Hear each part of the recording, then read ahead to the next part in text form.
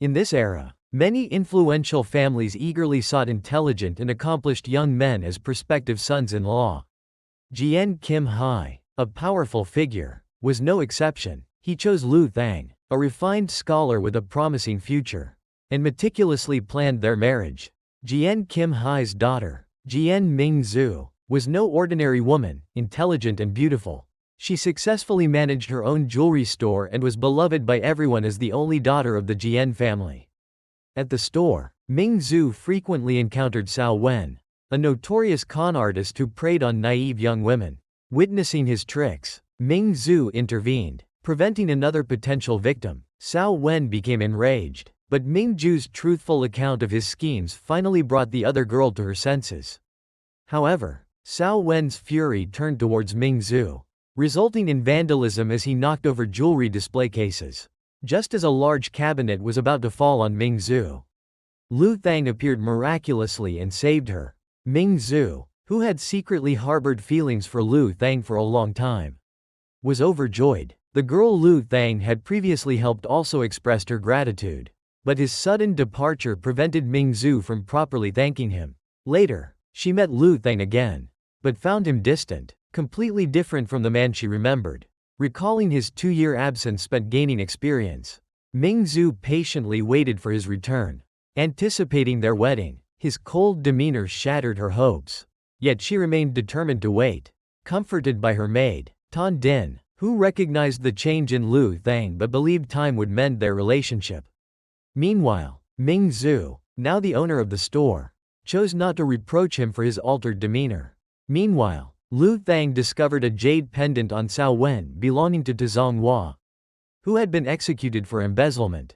This discovery spurred Lu Thang's return, as Zhang Hua was his mentor, and he was determined to prove his innocence. Aided by his friend Ung Tam, this arranged marriage was also part of Ung Tam's plan to have Lu Thang join the Jian family to leverage their influence in investigating the case. Mingzhu, upon learning of her father's choice of Lu Thang, did not object. The wedding day arrived, and Lu Thang became the target of many powerful families. He skillfully avoided them, only to discover his mother at the Jian family home. It turned out Mingzhu and her father had collaborated to facilitate this marriage, fearing other clans would exploit Lu Thang. While Mingzhu saw it as a protective measure, Lu Thang perceived the Jian family as manipulative, refusing to accept their conditions, which Mingzhu was unaware of. While Tan Din prepared Mingzhu's wedding attire, Lu Thang, after being drugged, luckily regained consciousness, rejected Mingzhu, and left, leaving her heartbroken but resolute in not forcing him. Because of the issue with Lu Thang, Min Tu and her father were estranged. Min Tu disagreed with her father's approach. She didn't believe Lu Thang was her only suitor. Learning of her father's plan to apprehend Lu Thang, Min Tu threatened self-harm, angering her father and causing him to fall ill. Meanwhile, Lu Thang's mother pleaded with him, expressing her fondness for Min Tu and urging him to reconsider. But he seemed unconcerned. Upon learning of her father's illness, Min Tu rushed to his side. Her father was her only remaining family, and she cherished their bond. He reciprocated her love, showering her with affection despite her mother's absence. He took the medicine she brought, and their reconciliation was sealed with him gifting her a gold bracelet, claiming he designed it himself. Min Tu happily accepted, then left to allow him to rest. Unaware of the malevolent shift in Zhou Diniang's gaze, Min Tu went out that day after hearing that Zhou Diniang was alone at a mountain pavilion. En route, she briefly encountered Lu Thang, who was traveling to the capital for an examination. They exchanged a quick, hopeful greeting before parting ways. That evening, Min Tu reached the pavilion but hesitated to approach. Witnessing Zhou Diniang conversing with a man, while eavesdropping, Qing Ting made a noise, revealing their presence. A chase ensued, with numerous pursuers. Simultaneously, a group of men in black launched a massacre at the Jian family estate. Leaving no survivors, Qing Ting sacrificed himself to buy Min Tu time, ultimately dying in the process. Min Tu continued her desperate flight.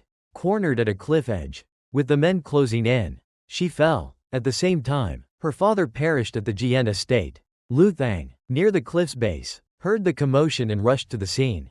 He saw a woman fall. Recognizing it as Min Tu, he also heard the approaching pursuers. Sensing they were not benevolent, and quickly loaded her into his carriage without explanation to his mother. Fleeing the scene, the pursuers found only blood and a hairpin. Lu Thang and his mother found a physician for Min Tu. Though her head wound was severe, her life was not in immediate danger. Though they remained anxious, Lu Thang was perplexed by the events.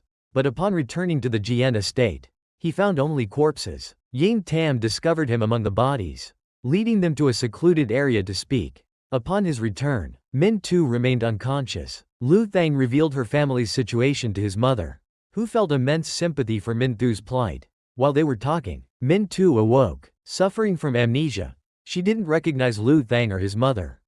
The physician offered little hope, suggesting that her memory might return gradually. The situation was far worse than anticipated. Posters featuring Min Tu's portrait offered a significant reward for her capture. Upon seeing her own picture posted, Min Tu suspected foul play, that Lu Thang and his mother intended to claim the reward. Despite Lu Thang's attempts to stop her, she left to visit the Jian family gold shop. A sense of familiarity overwhelmed her, though she remained skeptical of Lu Thang and his mother's claim that she was their relative. She considered the bracelet as a potential clue. Before entering, she was surrounded by thugs. She fled, only to be intercepted by Lu Thang, who took her to safety before disappearing. Leaving her at the inn,